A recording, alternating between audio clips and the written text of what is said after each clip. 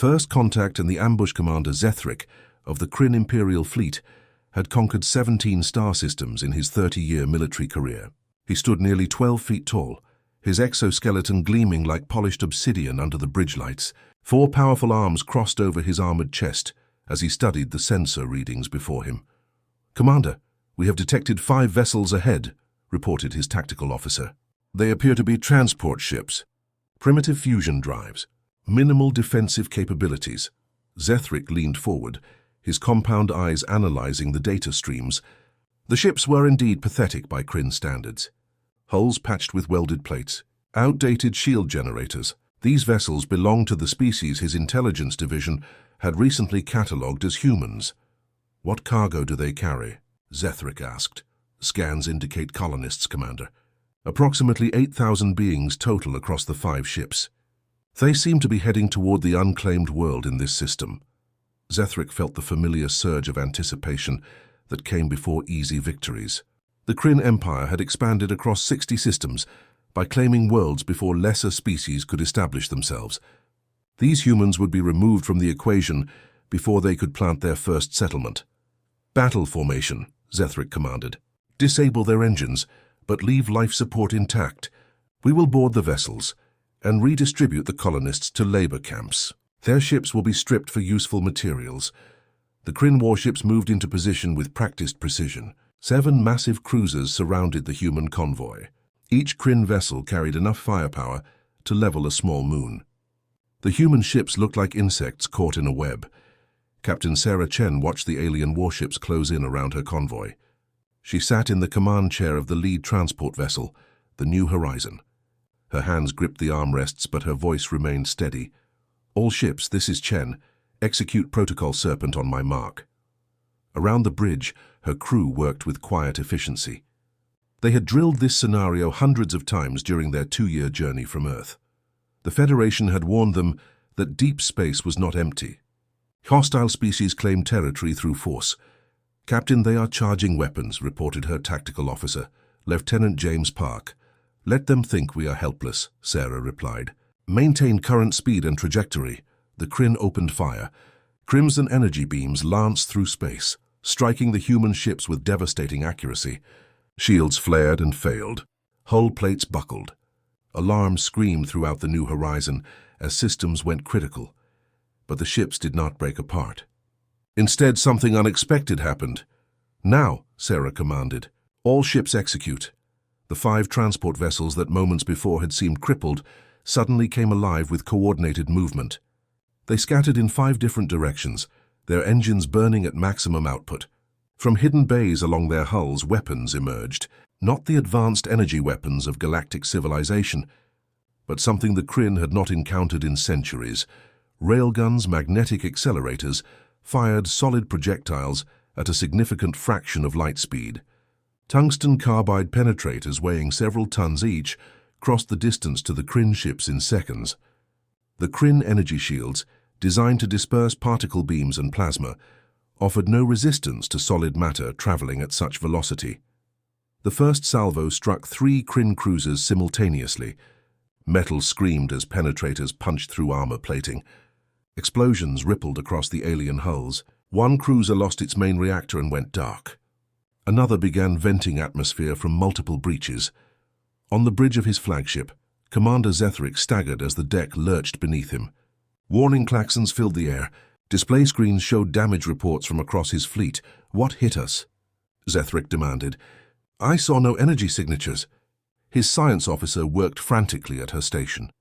"Commander, they used kinetic projectiles. Solid matter. Our shields do not register such primitive weapons as threats." "Primitive?" Zethric's voice carried disbelief. "Those strikes were precisely calculated to hit our reactor coupling points. How did they know our ship designs?" The human ships continued their evasive maneuvers while maintaining constant fire. Their tactics showed sophisticated understanding of Kryn vessel architecture. Each shot targeted critical systems. The humans were not firing randomly. They had studied their enemy. Sarah Chen watched the tactical display with grim satisfaction. "Lieutenant Park, status report." New Horizon took damage to sections 4 and 7. Casualties minimal. Shields are down, but hull integrity holding at 78%. The other ships report similar damage. We hurt them worse than they hurt us, Captain. Do not celebrate yet, Sarah cautioned. They have more ships and they will adapt. Prepare for the second wave. Load the surprise packages. Yes, Captain. Arming all missile tubes. From the human ships came another unexpected weapon. Missiles streaked toward the Kryn fleet, but these were not standard explosive warheads. Each missile carried thousands of small ball bearings suspended in aerogel foam. When the missiles detonated near the Kryn vessels, they created expanding clouds of debris. The Kryn ships, trying to pursue the scattering human vessels, flew directly into these debris fields at high velocity. Thousands of impacts pitted their armor. Sensors were blinded. Communication arrays were shredded. It was like flying into a sandstorm made of metal. All ships evasive action, Zethric ordered. But his fleet was already in disarray. Commander Zethric gripped his command station as another impact shook his ship. Around him, officers struggled to manage the chaos. This was not how battles were supposed to proceed. The Kryn were the superior force. They had better technology, more powerful weapons, and greater numbers. Yet these humans were fighting with a combination of old weapons and clever tactics that bypassed Kryn advantages. Worse, they seemed to know exactly where to strike for maximum effect. "Get me a communication channel to the lead human vessel," Zethric commanded. Moments later, a human face appeared on his main screen. She was small, fragile-looking, with dark hair pulled back severely. But her eyes held no fear. "I am Commander Zethric of the Kryn Imperial Fleet. You have damaged my ships and killed my warriors. Surrender now, and I will grant you quick deaths rather than prolonged suffering." The human woman smiled without warmth. "I am Captain Sarah Chen of the United Earth Colonial Fleet. You attacked peaceful colonists without provocation. We defended ourselves. If you wish to avoid further losses, withdraw from this system immediately." Zethric felt anger surge through his body. "You dare threaten me? I command 7 warships. You have 5 barely functional transports. 6 of your warships," Sarah corrected. "1 is currently drifting without power. And our transports have proven quite functional. We have 3 more volleys of kinetic rounds prepared.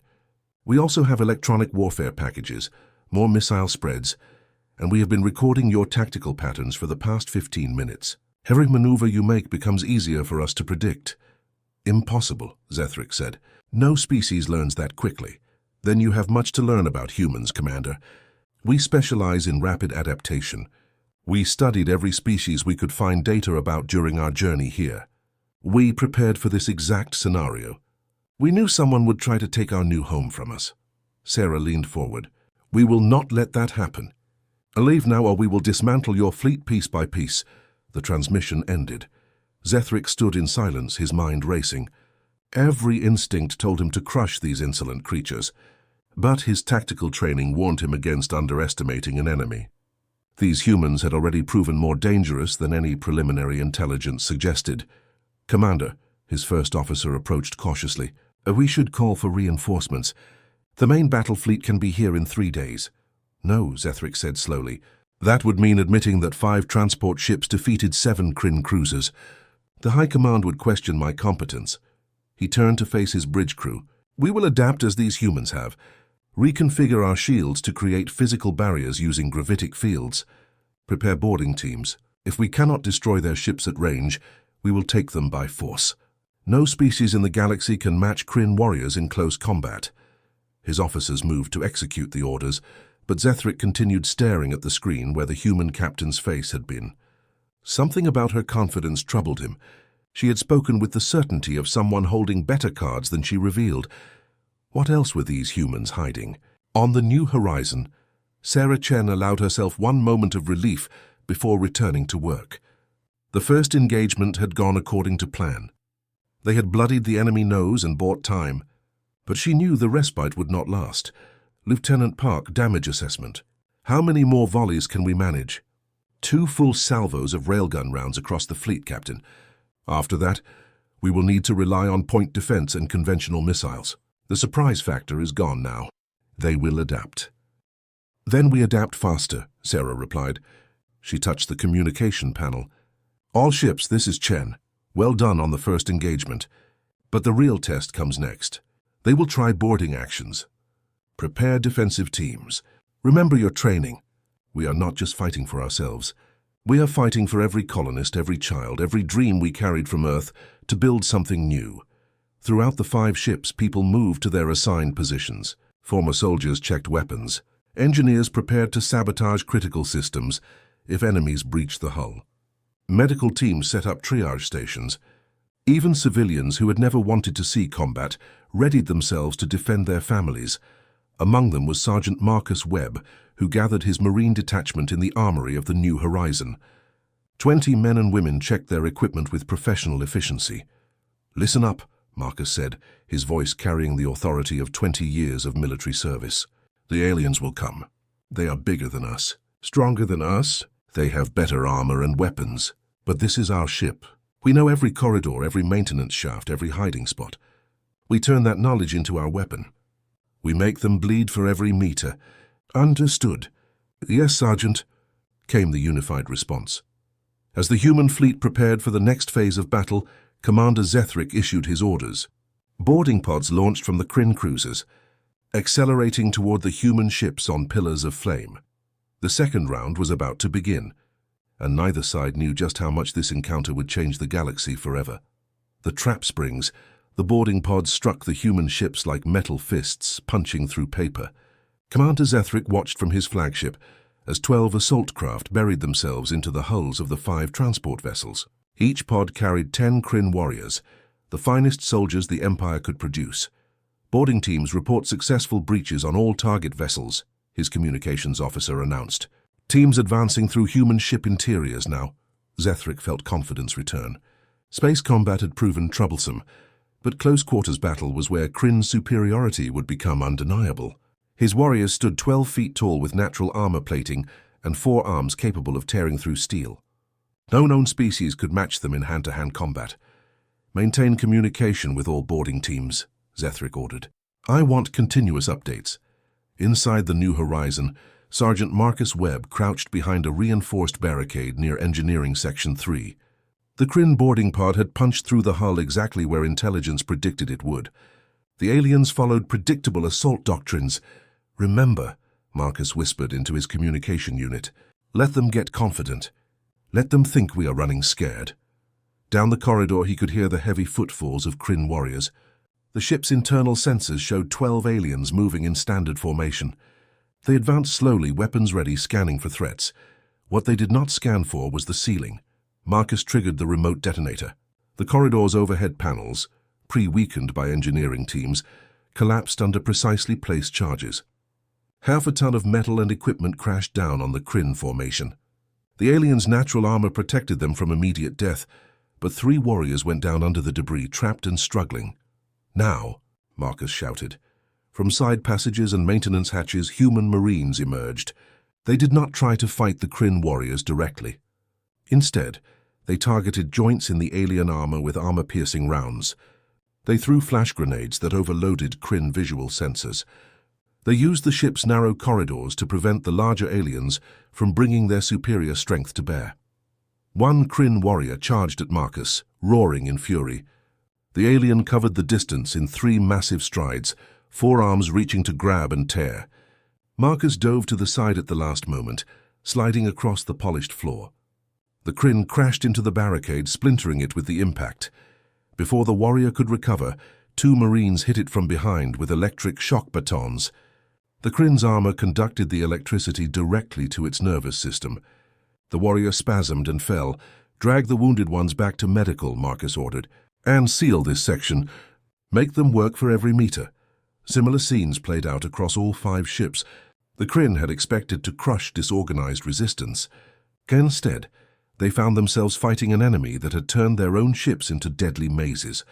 On the transport vessel, Pioneer's Hope, civilian engineer David Okonkwo sat at his workstation surrounded by displays showing every system in the ship. He had been a robotics engineer before joining the colony mission. Now he used his skills for a different purpose. "Kryn team advancing on Deck 4, Section 2, reported a spotter. David's fingers flew across his keyboard. "Understood. Implementing countermeasure 7. In Section 2, the Kryn boarding team suddenly found themselves in darkness as lights failed. Their thermal sensors activated automatically, showing them heat signatures of fleeing humans ahead. They charged forward, eager for easy prey. The floor beneath them gave way without warning. David had depressurized the deck plates and triggered explosive bolts. 6 Kryn warriors fell 3 levels down into the cargo bay, where automated loading equipment activated on David's command. Massive mechanical arms designed to move shipping containers began swinging through the bay. The Kryn found themselves dodging machinery that could crush them as easily as it moved cargo. "Sorry about the mess," David muttered, already moving to the next problem. "But you did break into our home uninvited." In the medical bay of the New Horizon, Dr. Amara Patel worked with calm efficiency despite the chaos around her. She was a trauma surgeon who had volunteered for the colony mission, hoping for a quiet life researching alien biology. Instead, she was treating combat wounds. "Doctor, we have incoming," her assistant called out. 3 humans, 2 critical, and they are bringing a wounded Kryn." Amara looked up sharply. "A wounded alien?" "Yes, Doctor. Sergeant Webb's team disabled it. He thought you might want to examine it rather than letting it die." The patients arrived moments later. Amara assessed the humans first. One had severe burns from an energy weapon. Another had multiple fractures from close combat with a Kryn warrior. The third was relatively stable with a shoulder injury. Then she turned to the Kryn warrior, lying on the oversized surgical table her team had prepared. The alien was massive, its armor cracked and scorched. Purple blood oozed from joints where armor plates had been damaged. "This creature was trying to kill us 10 minutes ago," one of her nurses said quietly. "Yes," Amara replied, examining the alien's wounds. "And now it is hurt and helpless. That makes it a patient." She began cleaning the worst injuries, adapting her medical knowledge to alien physiology. "We treat everyone who comes through those doors. That is what separates us from those who would conquer and enslave." The Kryn warrior's eyes fluttered open. It saw the human doctor working on its wounds and made a sound that universal translators interpreted as confusion and suspicion. "Lie still," Amara said gently. "So you have internal bleeding and several cracked armor plates. I am trying to stabilize you. Why?" The Kryn managed to ask through its pain. "Why help enemy?" "Because life has value," Amara replied simply. "All life. Even when we are forced to fight, we do not have to become killers who enjoy suffering." This concept seemed to short-circuit something in the Kryn's understanding of warfare. It lay still, watching the human doctor work with an expression that might have been wonder. Commander Zethric received the reports from his boarding teams with growing disbelief. 4 teams had been neutralized. 3 more were trapped in sections of human ships, surrounded and taking casualties. Only 5 teams were making any progress, and even they moved slowly against constant harassment. "How can this be?" Zethric demanded. "They are civilians with minimal military forces. We are elite warriors." His tactical officer studied the battle data. "Commander, the humans are using their knowledge of their own ships against us. Every ambush occurs at structural weak points or areas with environmental hazards. They trap our warriors in sections, then depressurize or flood with chemical irritants. They fight like vermin hiding in walls." "Not vermin," Zethric said slowly, a new understanding forming. "Like defenders protecting their nests.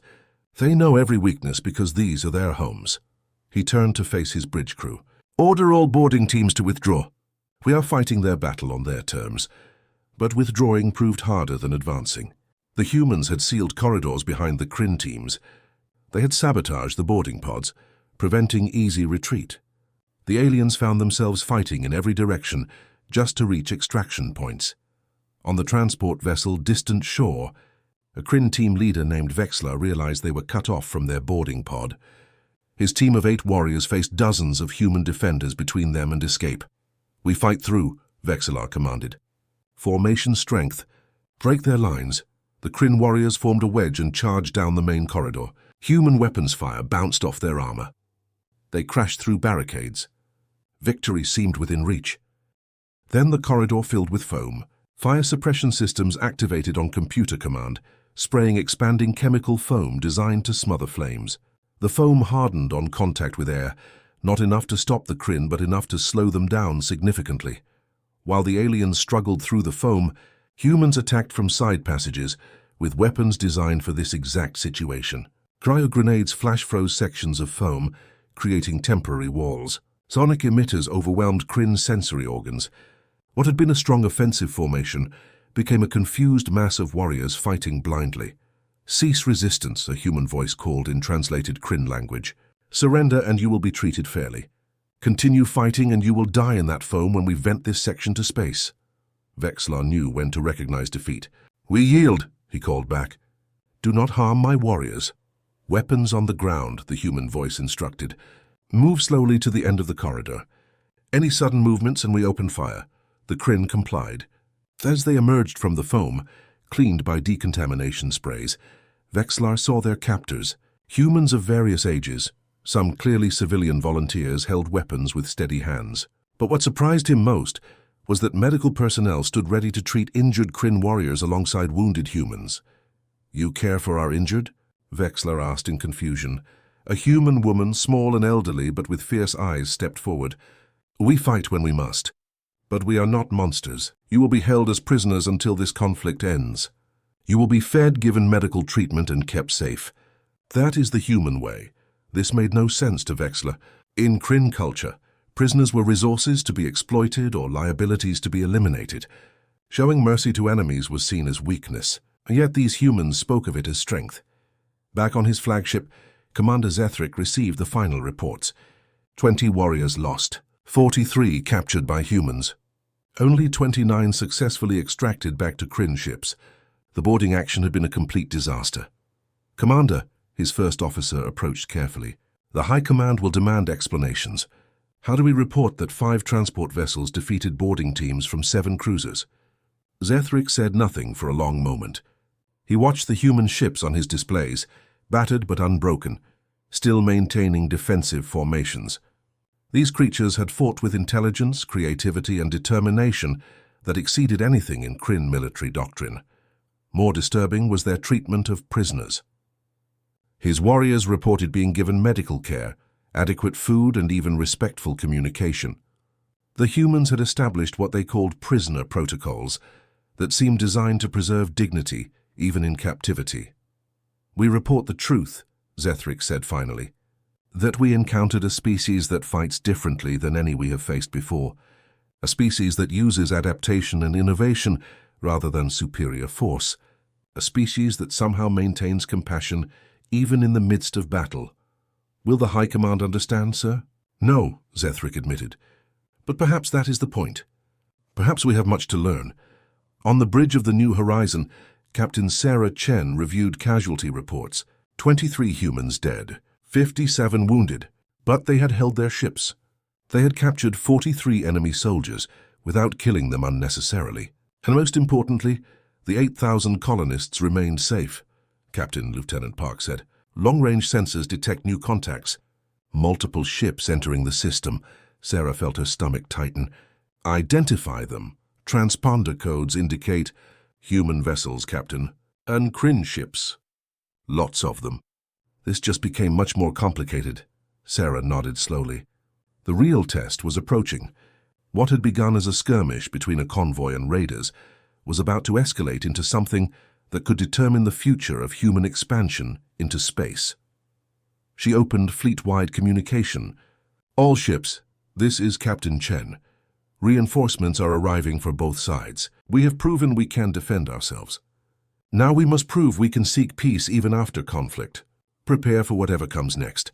And remember, we are not just fighting for survival. We are fighting for the kind of species we want to be." As both fleets watched the new arrivals approach, Commander Zethric and Captain Chen faced the same realization. The easy part was over. Now came the truly difficult test: understanding through fire.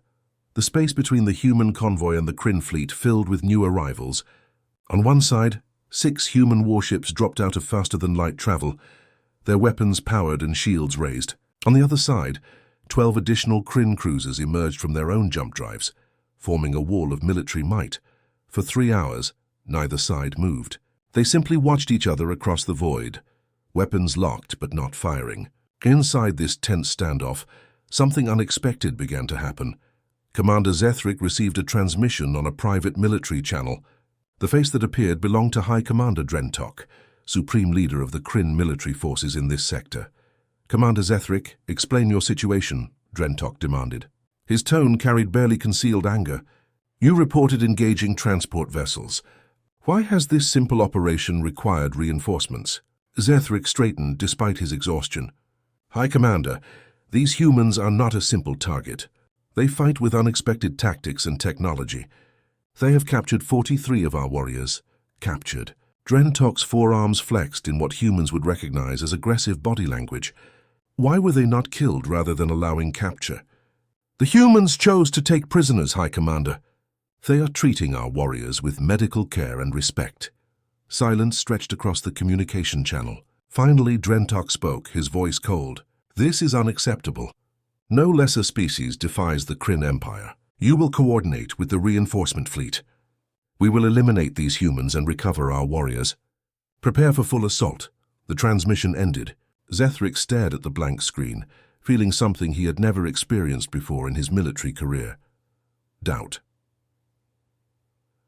On the new horizon, Captain Sarah Chen faced her own difficult conversation. Admiral Catherine Morrison appeared on the main screen, her grey hair and lined face showing decades of military service. Captain Chen, I have reviewed your reports, Admiral Morrison said. You have done exceptional work defending your convoy. However, we now face a fleet action against superior numbers. I am taking operational command of this situation. Understood, Admiral, Sarah replied. What are your orders? The Kryn have demanded we surrender your convoy and withdraw from this system. They claim this region falls under their territorial claims. Admiral Morrison's expression hardened. I have rejected their demands. We will defend your right to colonize this world. However, the cost may be significant. Sarah felt the weight of 8,000 lives behind her. Admiral, before we commit to battle, I request permission to attempt diplomatic contact with the Kryn commander. Diplomacy?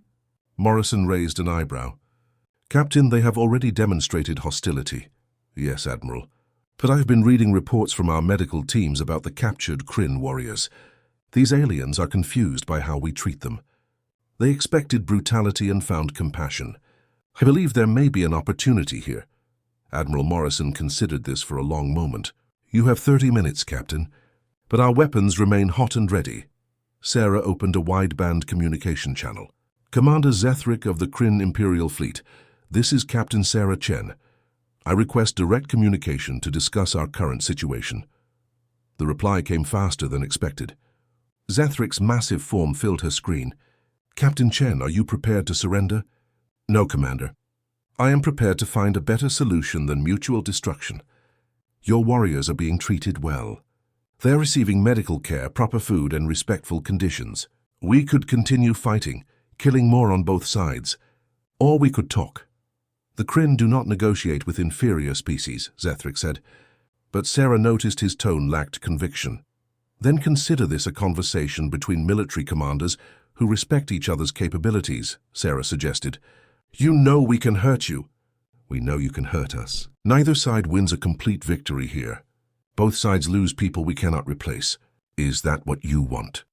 Zethric's compound eyes studied her through the screen. What do you propose? A temporary ceasefire. Lower weapons and shields to minimum power. Allow a small team from each side to meet face-to-face on neutral ground. The uninhabited moon orbiting the gas giant in this system would serve. We talk, we learn about each other, and we find a solution that does not require anyone else to die today. My High Commander will not approve this. Then we ask forgiveness rather than permission, Sarah said. You are the commander on scene. You have authority to make tactical decisions. Use it. The transmission fell silent. Sarah could see Zethric processing the suggestion. His alien features difficult to read, but his body language suggesting internal conflict. Finally, Zethric spoke. 1 hour. The moon you suggested. 5 representatives from each side. Weapons allowed for personal defense only. Any treachery and both fleets will resume hostilities immediately. Agreed, Sarah said. I will see you there, Commander. The small shuttle bay on the barren moon's surface had been built by automated mining drones centuries ago. Now it served as an unlikely meeting place between species that had been trying to kill each other hours before. Captain Sarah Chen stood with 4 others. Sergeant Marcus Webb provided security. Dr. Amara Patel offered medical expertise. Engineer David Okonkwo brought technical knowledge. And translator Lin Wei, A linguist who had studied hundreds of alien languages would help with communication nuances. Commander Zethric arrived with his own delegation. Lieutenant Vexlar recently returned from the human ships, Science Officer Krenshi, Medical Specialist Torna, and Chief Engineer Zeltok. The two groups faced each other across the dusty floor. The size difference was striking. Even the smallest Kryn stood nearly twice human height. "Thank you for coming," Sarah said. Her words translated into Kryn language by Lin Wei's equipment. "I come because I do not understand you," Zethric replied bluntly. "My warriors report that you treated them with kindness, despite them trying to kill your people. This makes no strategic sense." Dr. Amara Patel stepped forward. "Commander, may I explain from a medical perspective?" Zethric gestured agreement with one of his 4 hands. "When your wounded came to my medical bay, I saw beings in pain, not enemies, not aliens, just individuals who were hurt and scared. Medicine is not about politics or warfare. It is about preserving life. If I stop seeing the value in all life, even enemy life, then I have lost what makes me human." The Kryn medical specialist, Torna, made a sound of confusion. "But resources are limited. Why waste them on enemies?" "Because today's enemy may be tomorrow's friend," Amara replied. "Because showing mercy costs less than perpetual conflict. Because if we only help those who help us first, we never break cycles of violence." Marcus Webb spoke up, his soldier's instincts demanding honesty. "Commander, I will be direct. I fought your warriors. They are strong, tough, and disciplined. In straight combat, individual Kryn are superior to individual humans. We know this. Then why fight at all?" Lieutenant Vexlar asked. "Because surrender means slavery or death for our people," Marcus said. "So we find advantages where we can. We use tactics and terrain. We adapt faster than our enemies expect. We fight smarter because we cannot always fight harder." "This is without honor," Vexlar protested. "Hiding and trapping enemies rather than facing them directly." "There is no honor in losing," Marcus countered. "There is no honor in letting families be enslaved because we were too proud to fight intelligently. We do what we must to protect those who cannot protect themselves." Engineer David Okonkwo cleared his throat. "Commander, may I ask about Kryn expansion philosophy? Your species has conquered many worlds. What happens to the species you displace?" Chief Engineer Zeltok answered. "They are absorbed into the Empire, given work assignments according to their capabilities, fed and housed appropriately. Slaves," David said flatly. "You make them slaves. We give them purpose within a greater civilization," Zeltok insisted. "What if they do not want your purpose?" David asked. "What if they have their own dreams and goals?" This question seemed to perplex the Kryn delegation. Science Officer Krenshi spoke for the first time. "Dreams and goals are luxuries for species with resources. Most beings simply want survival." Translator Lin Wei stepped forward. "Respectfully, Officer Krenshi, humans have a saying, 'Give me liberty or give me death.' Survival without freedom to choose our own path is not life worth living.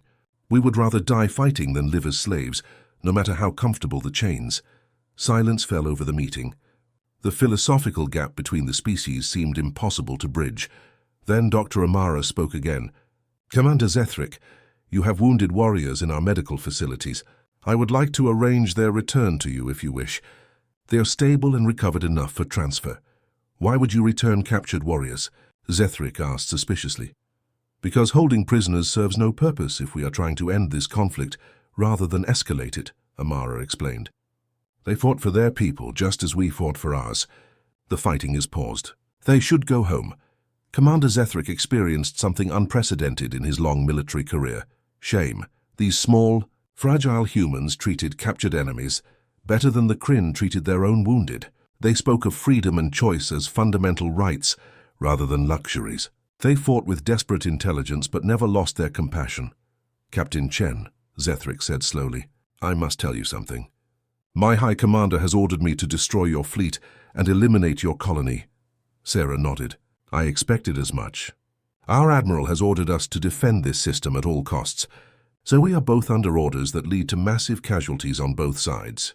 "Yes," Zethric agreed, "but I am beginning to question these orders. The Kryn Empire expands by conquest. We have done this for centuries. But I have never before encountered a species that fights so effectively while maintaining ethical principles. You defend yourselves viciously but treat captives kindly.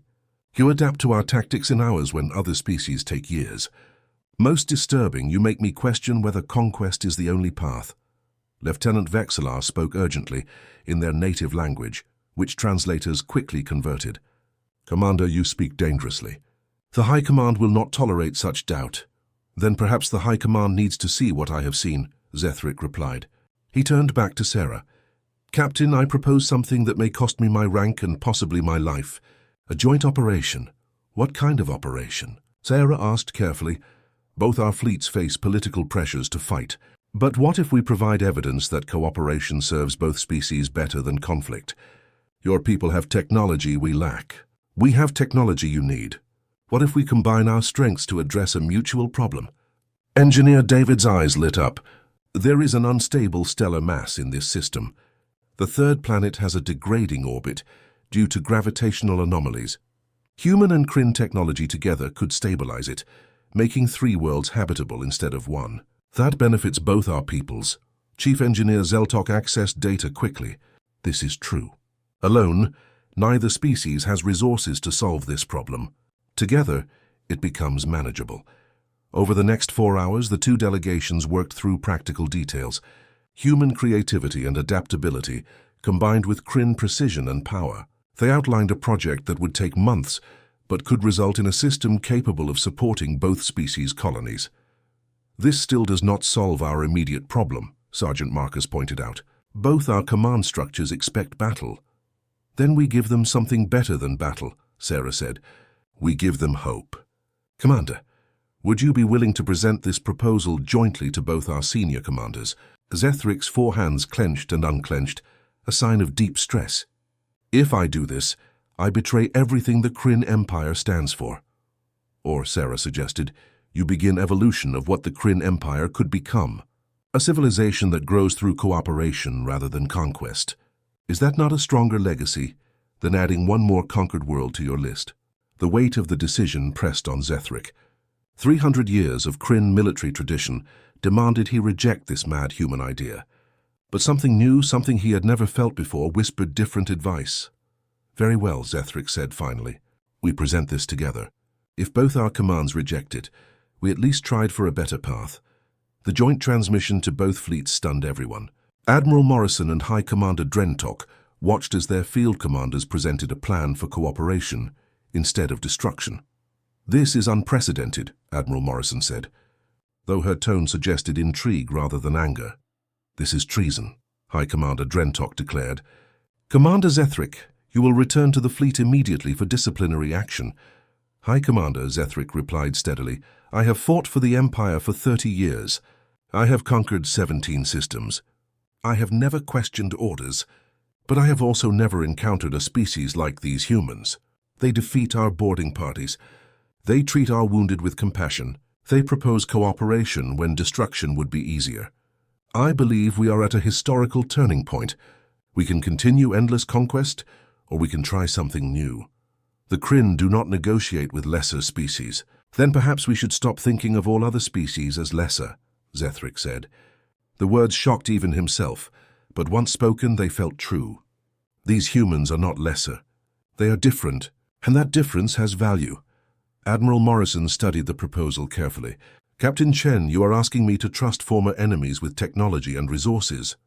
Yes, Admiral, Sarah replied. I am asking for faith that there is a better way forward than perpetual conflict. We can kill each other today and win nothing, or we can build something that serves both our people's futures. The silence stretched for minutes. Then Admiral Morrison spoke. High Commander Drentok, I do not know you or your people, but I know my Captain Chen. She has proven her judgment under fire. I am willing to authorize a trial cooperation under strict monitoring. If your warrior commander is willing to take this risk, is your empire truly more rigid than the humans you call lesser? The challenge hung in the void. Drentok's compound eyes fixed on Commander Zethric. You risk everything for this gamble. Yes, High Commander, but I risk it for something worth gaining. The possibility of a future where the Kryn grow stronger through alliance rather than conquest alone. The decision took hours of consultation with higher authorities. But eventually, authorizations came through. A trial cooperation would proceed. Both fleets would maintain defensive postures but lower weapons. Work teams would begin the stellar stabilization project. 6 months later, Commander Zethric stood on the surface of the newly stabilized third planet. Beside him, Captain Sarah Chen surveyed the construction of the first joint human Kryn colony. "You were right," Zethric admitted. "This is better than conquest." "Not easier," Sarah said with a tired smile. "Every day brings new challenges.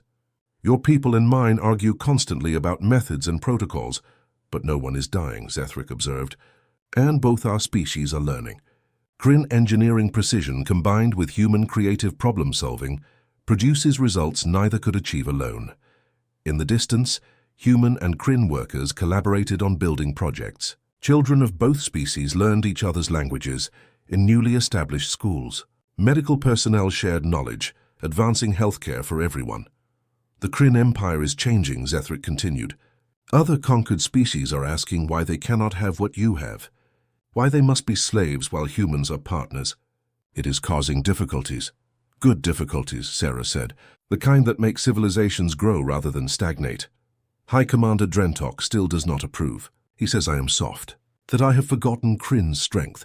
Sarah looked at the massive alien beside her. "Commander, it took more strength to choose peace than it would have taken to choose war. You risked everything for a possibility. That is not soft. That is courage." The joint colony thrived. Within a year, it became the model other systems studied. Within 5 years, 3 more joint colonies existed. The Kryn Empire did not abandon conquest entirely, but they added a new option to their expansion doctrine: cooperation. Commander Zethric eventually became High Commander himself. His first act was formally apologizing to species the Kryn had enslaved and offering them partnership status instead. Captain Sarah Chen became Ambassador Chen, working to establish peaceful first contact protocols throughout the galaxy. And on a dozen worlds, humans and Kryn worked together, proving that former enemies could become more than allies. They could become friends, building a future neither could have imagined alone. The story of the 5 transport ships that refused to surrender became legend.